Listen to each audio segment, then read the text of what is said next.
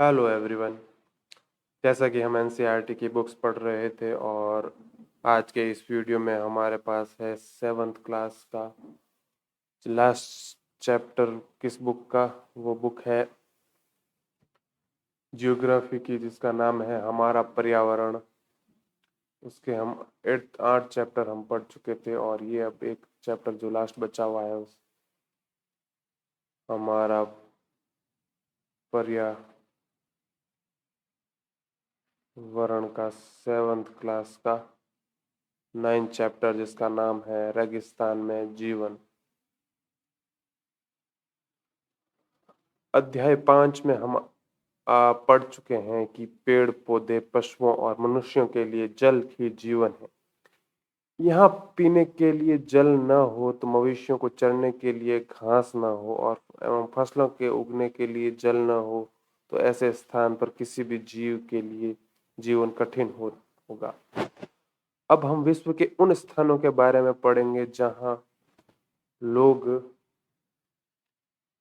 अधिकतर कष्टकारी तापमान में भी जीना सीख चुके हैं। इनमें से कुछ स्थान आग की तरह गर्म है तो कुछ बर्फ की तरह ठंडे। ये विश्व के रेगिस्तानी क्षेत्र हैं। इन क्षेत्रों में कम वर्षा, विरल वनस्पति एवं चरम तापमान होते हैं। तापमान के आधार पर स्थान गर्म या ठंडे हो सकते हैं। इन स्थानों में जहाँ थोड़ा बहुत जल उपलब्ध होता है, लोग वहाँ कृषि करने के लिए बस जाते हैं। गर्म रेगिस्तान सहारा। विश्व एवं अफ्रीका महाद्वीप के मानचित्र को देखिए।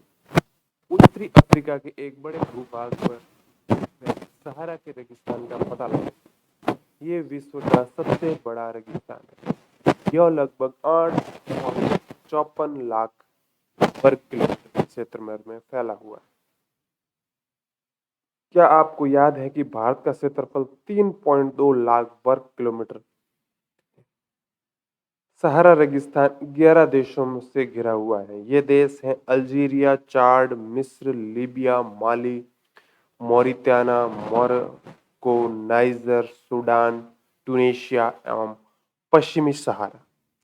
रेगिस्तान के बारे में सोचते समय आपके मस्तिष्क में तुरंत ही रेत का दृश्य उभरता है, परंतु सहारा मरुस्थल बालू की विशाल परतों से ढका हुआ ही नहीं, वरन यहाँ बजरी के मैदान और नग्न पहाड़, चट्टानी सतह वाले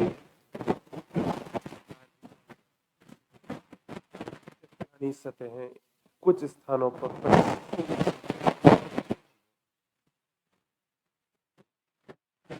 आप जानते हैं, आप ये जानकर आश्चर्य होगा, आज का सहारा रेगिस्तान एक समय में संपूर्ण हरा भरा मैदान था। सहारा की गुफाओं को प्राप्त चित्रों से ज्ञात होता है कि यहाँ नदियां एवं मगर पाए जाते थे। हाथी, शेर, जिराफ, चतुर्मुर्ग, भेड़, पशु तथा बकरियां सामान्य जानवर थे, परंतु यहाँ के जलवायु परिवर्तन ने इसे बहुत गर्म एवं शुष्क प्रदेश में बदल दिया है। ये साइड में एक दिया हुआ है मानचित्र, जो है अफ्रीका महाद्वीप में सहारा के क्षेत्र को, ये अफ्रीका महाद्वीप में ये सहारा का जो क्षेत्र है उसको ये दर्शाता है और इसके अंदर ये आने वाले देशों के नाम भी हम इसमें देख सकते हैं। ये अफ्रीका में सहारा मरुस्थल है।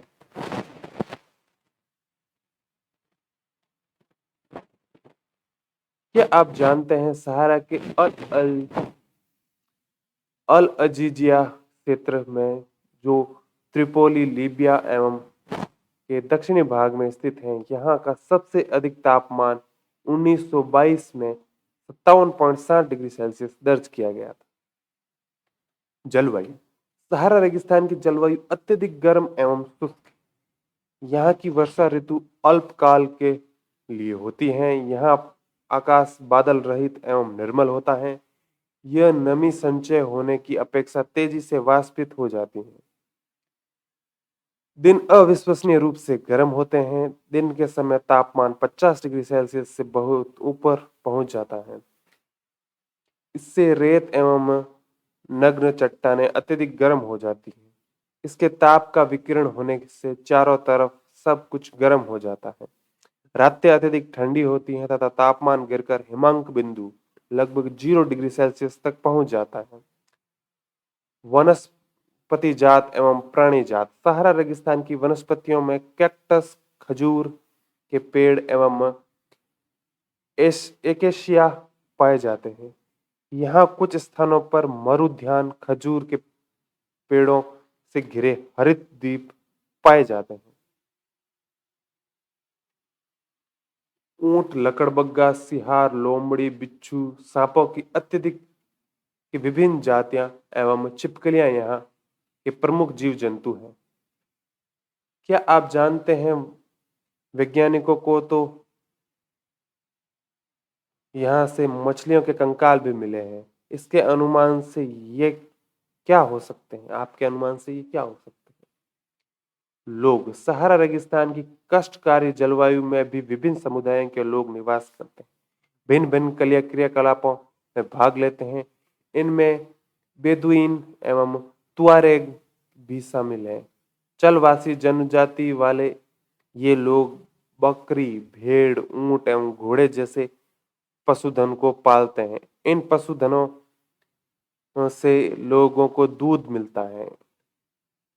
इसकी खाल से ये पेटी, जूते, पानी की बोतल बनाने के लिए चमड़े का प्राप्त करते हैं तथा पशुओं के बालों का उपयोग चटाई, कालीन, कपड़े एवं कंबल बनाने के लिए होता है।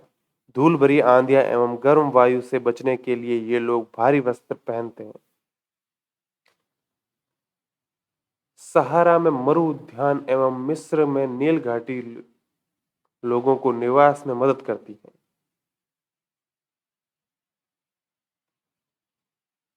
यहाँ जल की उपलब्धता होने से लोग खजूर के पेड़ उगाते हैं। यहाँ चावल, गेहूं, जौ एवं सेम जैसी फसलें भी उगाई जाती हैं। मिस्र में उगाई जाने वाली कपास विश्व में प्रसिद्ध है। तेल की खोज संपूर्ण विश्व में अत्यधिक मांग वाले इस तेल की खोज संपूर्ण विश्व में अत्यधिक मांग वाले इन उत्पादन का अल्जीरिया, लीबिया एवं मिस्र में होने के कारण सहारा रेगिस्तान में तेजी से परिवर्तन हो रहा है। इस क्षेत्र से प्राप्त अन्य महत्वपूर्ण खनिजों में लोहा, फास्फोरस, मैग्नीज एवं यूरेनियम सम्मिलित है।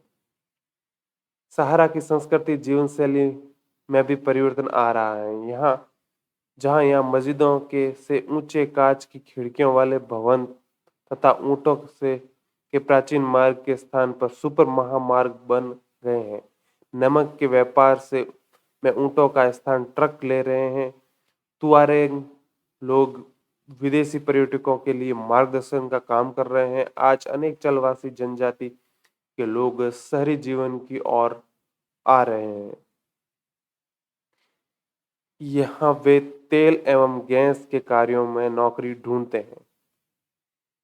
क्या आप जानते हैं जब रेत को पवन उड़ा ले जाती है तो वहां गर्त बन जाता है। जहां गर्त में भूमिगत जल सतह पर आ जाता है वहां मरुद्यान बनते हैं। ये क्षेत्र उपजाऊ होते हैं। लोग इनके आसपास निवास करते हैं एवं खजूर के पेड़ तथा अन्य फसलें उगाते हैं।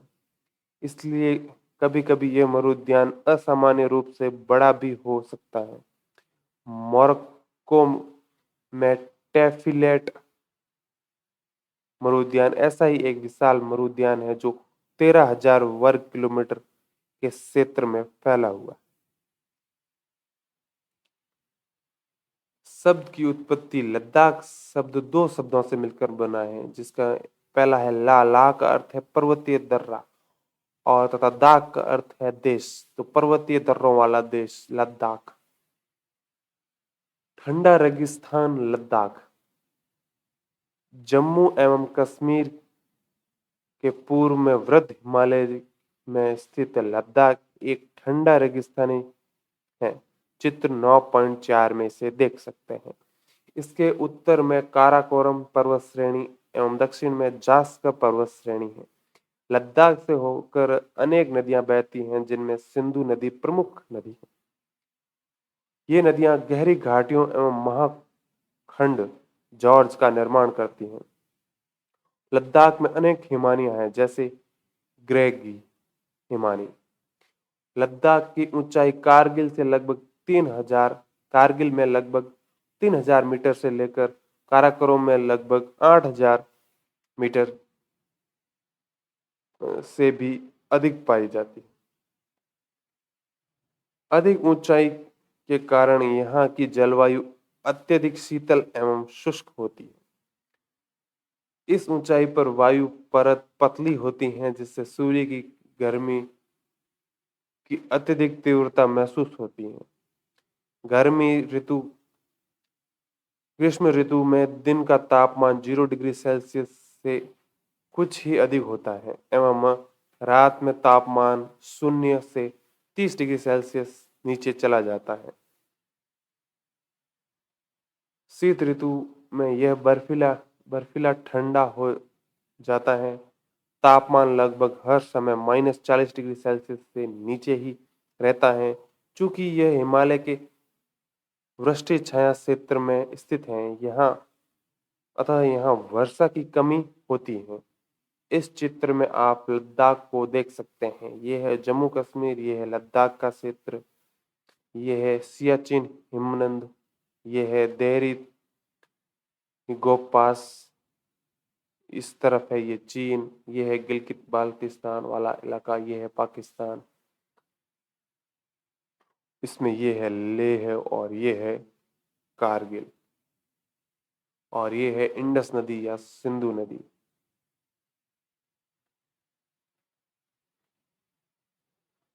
मुश्किल से 10 सेंटीमीटर प्रति वर्ष वर्षा यहाँ होती।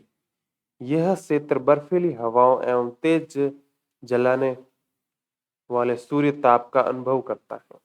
यह जानकर आपको आश्चर्य होगा कि यदि आप सूर्य की धूप में इस तरह बैठें कि आपके पैर छाया में हों, तो आप एक साथ एक समय पर ही उष्माघात एवं तुषार अपघात से ग्रसित हो सकते हैं। क्या आप जानते हैं लद्दाख को खापा चांद भी कहते हैं, जिसका अर्थ है हिम भूमि।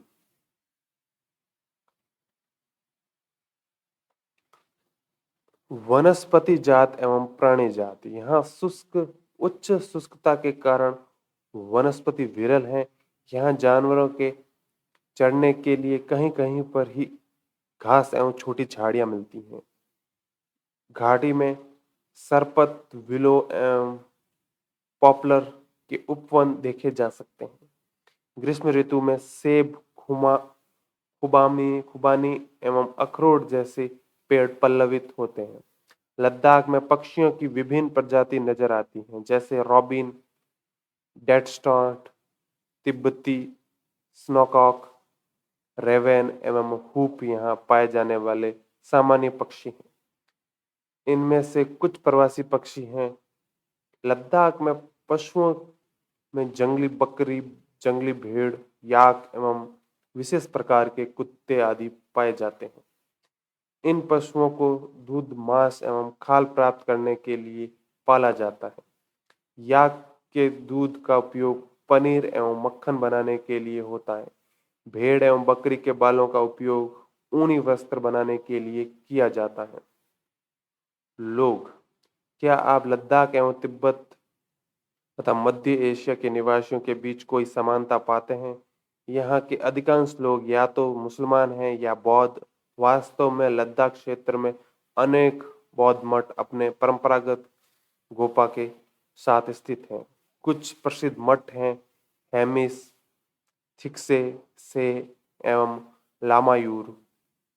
चित्र 9.5 में इसे देख सकते हैं। ये है चित्र 9.5, थिक्से मठ। क्या आप जानते हैं चिरू या तिब्बती एंटीलोप एक विलुप्त प्राय जीव है, जिसका शिकार शाहतूश नामक इसके ऊन के लिए होता है, जो वजन में हल्का एवं अत्यधिक गर्म होता है।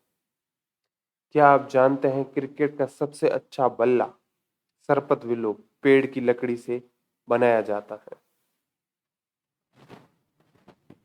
ग्रीष्म ऋतु में यहाँ के निवासी जौ, आलू, मटर, सेम एवं शलजम की खेती करते हैं। चीन ऋतु शीत ऋतु में जलवायु इतनी कष्टकारी होती है कि लोग धार्मिक अनुष्ठानों एवं उत्सवों में अपने आप को व्यस्त रखते हैं। यहाँ की जलवायु महिलाएं अत्यधिक परिश्रमी होती हैं। वे केवल घर एवं खेतों में ही काम नहीं करती बल्कि छोटे व्यवसाय एवं दुकानें भी संभालती हैं। लद्दाख की राजधानी लेह सड़क एवं वायु मार्ग द्वारा भली भांति जुड़ी हुई है। राष्ट्रीय राजमार्ग 1A लेह को जोजिला दर्रा होते हुए कश्मीर घाटी से जोड़ता है। क्या आप हिमालय के कुछ अन्य दर्रों के बारे में बता सकते हैं? क्या आप जानते हैं मनाली लेह मार्ग 4 दर्रों से गुजरता है? रोहतांग दल्ला, बारा लामचा, लुंगा लांचा लाह एवं टगलग लाह। यह राजमार्ग केवल जुलाई से सितंबर के बीच खुलता है, जब बर्फ को मार्ग से हटा दिया जाता है। ये नीचे तस्वीर में देखते हैं बारा लामचा लाह। यहाँ का मुख्य क्रियाकलाप पर्यटन एवं देश विदेश से अनेक पर्यटन यहाँ पर्यटन के लिए आते हैं। गोपा दर्शन, घास के मैदान व हिमनदों की सैर एवं उत्सवों तथा प्रतिष्ठानों अनुष्ठानों को देखना यहाँ के प्रमुख पर्यटक आकर्षक है। आधुनिकीकरण के फलस्वरूप यहाँ के जनजीवन साथ के लोगों ने शताब्दियों से प्रकृति के साथ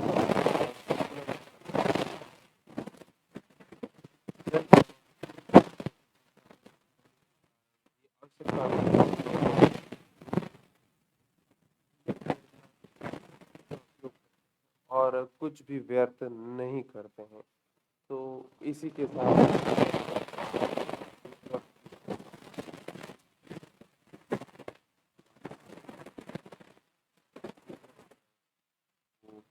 समाप्त होता है